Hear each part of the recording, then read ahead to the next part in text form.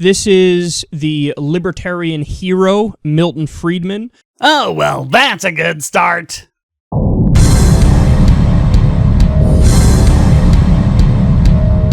Doing a Q&A session at a university. The title of this video is interesting to me. The worst libertarian argument ever.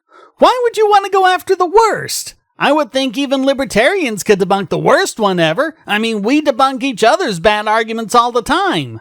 Wouldn't you want to go after the best argument for libertarianism? I mean, if you're so sure you're right.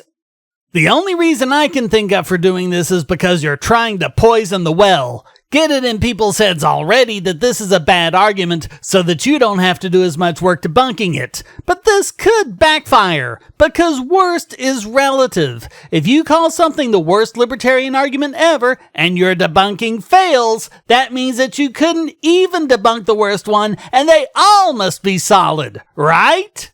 This has to do with the Ford Pinto. I did a quickie on the Ford Pinto. Link is below. Take 2.5 minutes to watch it, then come back. Ford produced it knowing full well that in any rear-end collision, the gas tank would blow up. Outright lie! In fact, as the multiple scientific analyses I mentioned and linked to in that video show, there wasn't one single case of a Pinto blowing up in a rear-end collision, and they were no more likely to catch fire in such a collision than other cars of its class. Actually, it was a bit better. He also goes on about the memo I thoroughly debunked. In fact, anyone who's watched that quickie, and especially read the sources I linked to, will know what a moron he's being. And I'm not talking about the kid in the video here. I'm talking about Kulinski, who believes every single word of this. These are long-debunked myths, but he's fallen for them hook, line, and sinker. It's amazing once again how many so-called skeptics completely turn off their skepticism when it comes to myths spread by their political cult. I'm not going to replay the Friedman clip, just jump to Kulinski totally missing the point about it.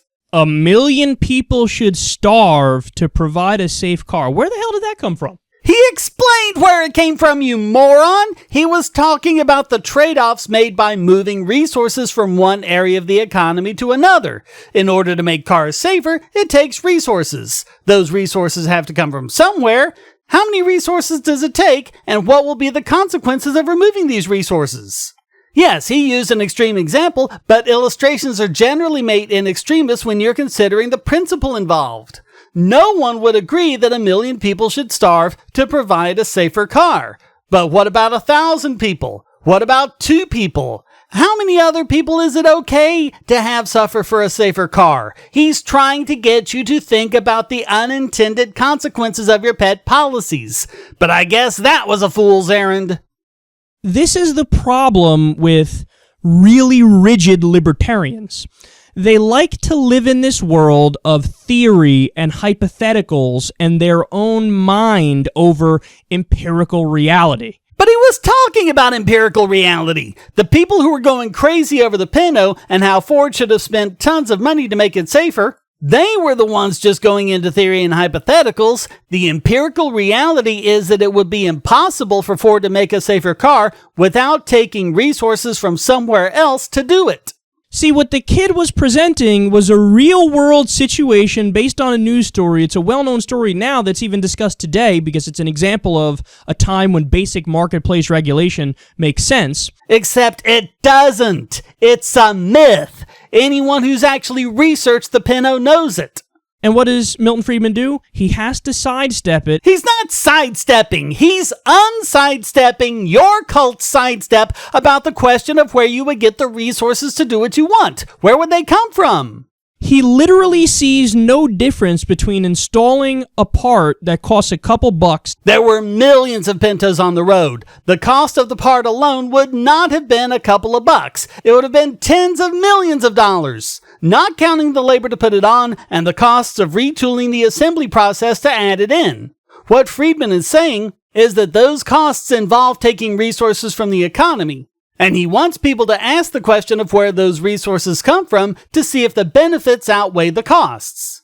To save thousands of lives. What thousands of lives. Show me one life that was lost to an exploding Pinto. You can't, because it never happened. You are lying.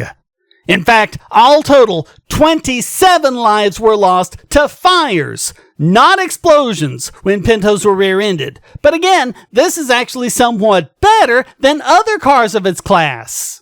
And there isn't the first piece of evidence to suggest that putting this part on would have saved even a single one of those 27 lives. And did you see what he did?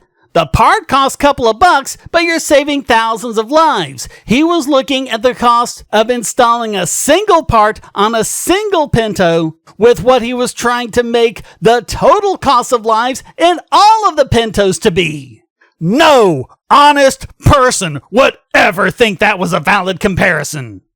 And make no mistake about it, man, in his mind, any basic marketplace regulation is 100% wrong and not even debatable. He doesn't even want to have a discussion about it. But he is having a discussion about it. What was that entire appearance if not having a discussion about it? Do you have anything other than moralistic bloviating? I'm not, making this all up myself. Oh, I think you are.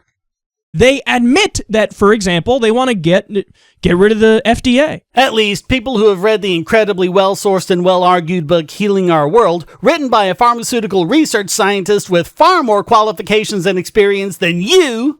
Why would we want to get rid of an organization that has cost orders of magnitude more lives than it can be claimed to have saved? Gee, let me think. So FDA, USDA, they do not want your food to get inspected. They do not want your medicine to be verified and proven to be effective. Typical state cultist. If the high priests of government don't do it, it doesn't get done at all. Please ignore the success of private free market groups such as Underwriters Laboratories, who do exactly this kind of thing all the time with all sorts of products, from electronics to building products to plastic materials, only without the waste and corruption we see with the FDA. Now, they would argue, well, look, the market would sort that all out, because if somebody's selling a product that doesn't work and somebody dies because of it. When was the last time you had an electronic device blow up in your face? I'm guessing never, and you have UL and other similar organizations to thank for that. Here's the problem with that ideology. How long will it take, and how many people are going to die in the meantime while you're waiting for people to catch up with the brazen, disgusting lie that's been perpetrated? Well, how long did it take with electronic devices? Hardly any at all. UL was founded in 1894. The brazen, disgusting lie is yours.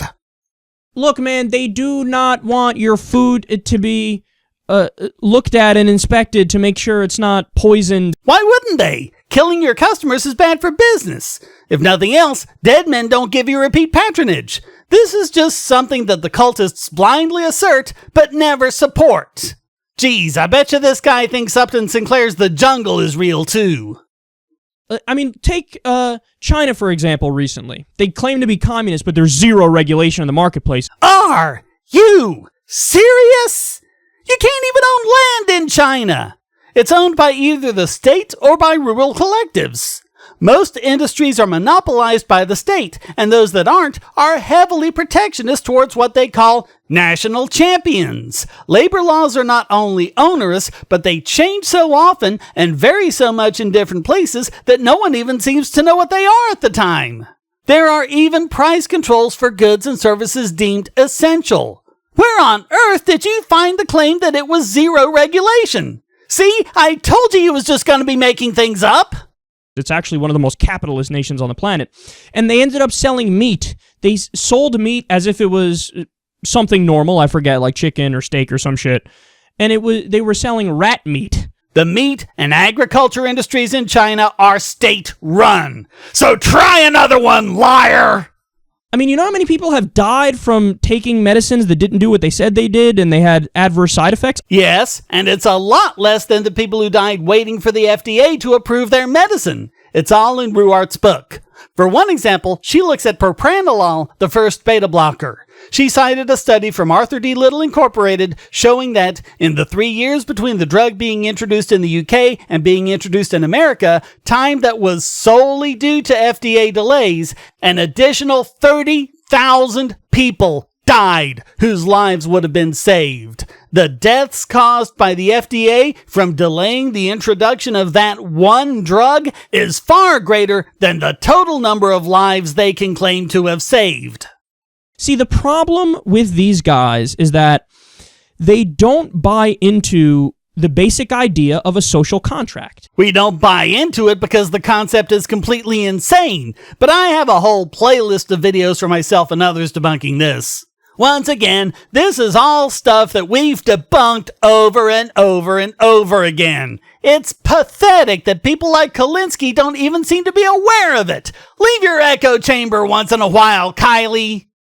So any taxation is a restriction on liberty, any regulation is a restriction of liberty, and they disregard the obvious reality that all modern civilizations have some form of a social contract. As your mom should have said to you at some point, if all of your friends were jumping off a cliff, would you do it too? Another issue, externalities. Oh, for crying out loud, externalities. Milton Friedman has no good answer for externalities. Are you freaking kidding? Have you not even read Free to Choose?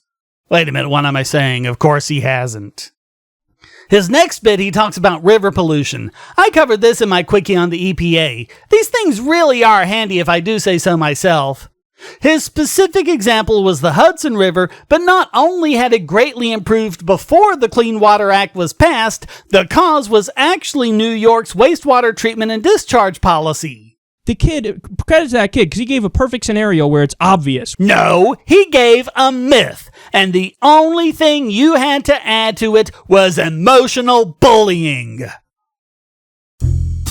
Hey, thanks for watching. Please hit like and subscribe and keep these videos coming by donating, becoming a subscriber and getting special benefits, or even for free with airtime. And check out all the great content here, like this video selected just for you.